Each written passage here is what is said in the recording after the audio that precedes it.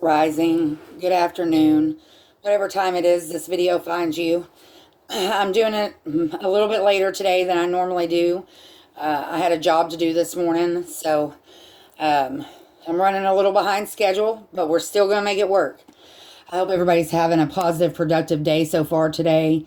If not, I pray that your angels, ancestors, spirit guides, and of course the Most High help you with that today. I also pray that He clothes us in His armor from head to toe, that He strengthens our discernment and guides our steps as we go throughout this day. That being said, I'm here to do the daily devotion from Sarah Young's Jesus Calling for October 24th, 2024. Lie down in green pastures of peace. Learn to unwind whenever possible, resting in the presence with your shepherd. This electronic age keeps my children wired most of the time, too tense to find me in the midst of their moments. I built into your very being the need for rest. How twisted the world has become when people feel guilty about meeting this basic need. How much time and energy they waste by being always on the go, rather than taking time to seek my direction for their lives. I have called you to walk with me down paths of peace. I want you to blaze a trail for others who desire to live in my peaceful presence. I have chosen you less for your strengths than for your weaknesses, which amplify your need for me. Depend on me more and more, and I will shower peace on your paths. She references Psalm 23, 1 through 3, Genesis chapter 2, verse 2 and 3, and Luke chapter 1, verse 79. I didn't have time to actually write down the different scripture, so we're going to run through them real quick. Genesis chapter 2, verse 2 and 3. And on the seventh day, God ended his work, which he had made, and he rested on the seventh day from all his work, which he had made. And God blessed the seventh day and sanctified it, because that in it he had rested for all his work. Slow down, Ashley. Let's read verse 3 again. And God blessed the seventh day and sanctified it, because that in it he had rested from all his work, which God created and made. And then Psalm 23, verses 1 through 3.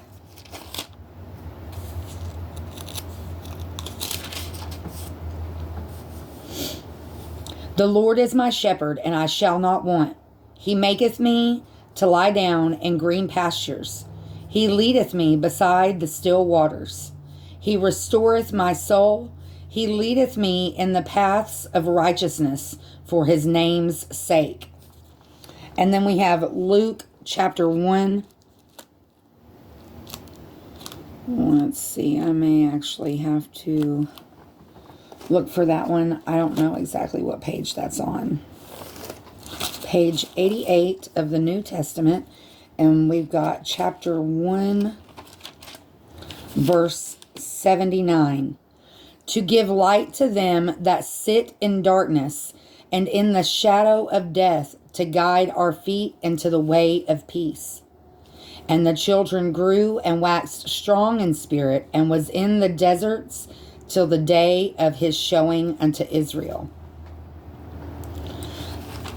You know, we do it a lot. We stay so busy and so distracted by all the things of this world that we really forget the point of why we're here. And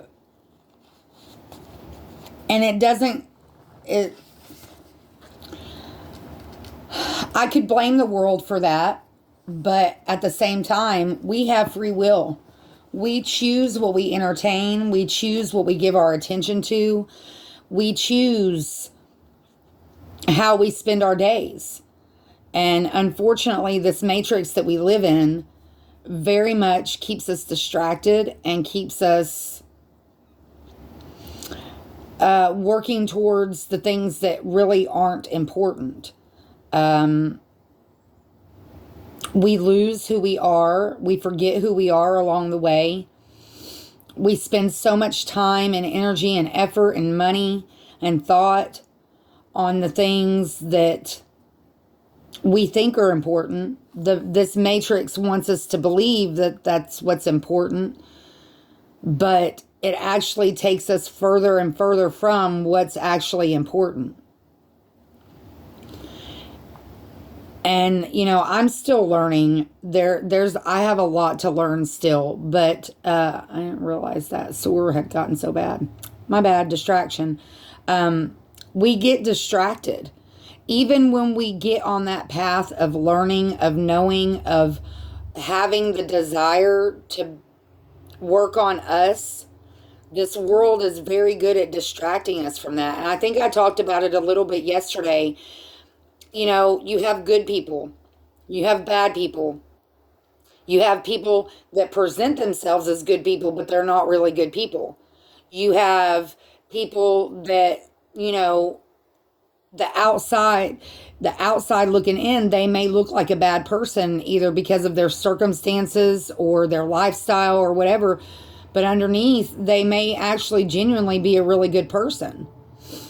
And that's where I talk about it all the time. Knowing our energy, using discernment, listening to our intuition, that inner voice, so that we can see past the veil, so that we can see past the distractions, so that we can see through the illusion that people present.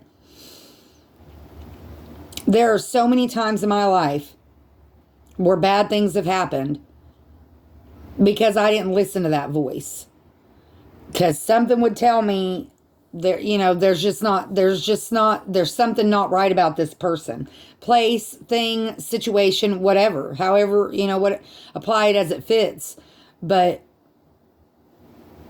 what we have to remember is that everybody's in a different place. And so it's more important to know your energy than it is everybody else's energy. When you know yours, when something comes in and interferes with that, you're going to see it. You're going to understand it. You may not necessarily understand it completely, but you're going to know something's off. And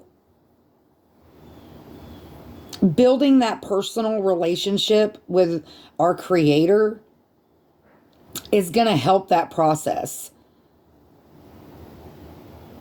It's going to take away a lot of the complicated parts that they're really not supposed to be complicated, but because of the world we live in, it does become complicated. It's important for us to understand why we interpret those energies the way that we do. A lot of times it's something in us that causes us to misunderstand that energy. And to get back to what I was saying, a lot of times it's things within ourselves that we see in other people, and we take it the wrong way because we automatically assume that we understand. But we're not supposed to lean on our own understanding. We're supposed to listen to that inner voice. When that inner voice says, hey, there's just not something right about this, don't ignore it. I've done that so many times in my life, and I just end up getting hurt because I ignored it. I didn't listen. When that energy told me that, hey, there's just not something right about this person, or there's just not something right about this situation, this person, place, thing, whatever it is. If we ignore that voice, eventually we're going to get burned. And that's hard. Just to be frank about it, I had to burn, my whole life burned. My whole life burned because I wasn't listening. Because I was putting my faith in the wrong things. I was listening to the wrong things. I was putting my belief in the wrong things. And I'm not saying that, you have to throw yourself into the changes. We've talked about it before. Baby steps, small goals to accomplish a bigger goal. And you can apply that to your financial life, your friendships, your relationships, your family, your coworkers, your job, your hobbies, whatever. Sometimes we get it wrong because we ignore that still small voice and a lot of times we ignore it because we don't understand it. We don't understand why we're getting that feeling. Why is this person, place, or thing making me feel this way?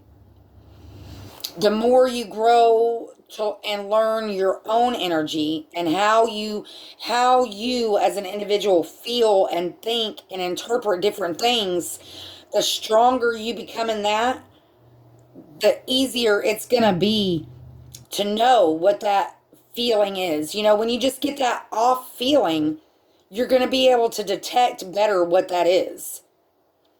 Whether it's somebody that's an addict, whether it's somebody that's a narcissist, whether it's somebody that's abusive, you're going to pick up on that energy really quick.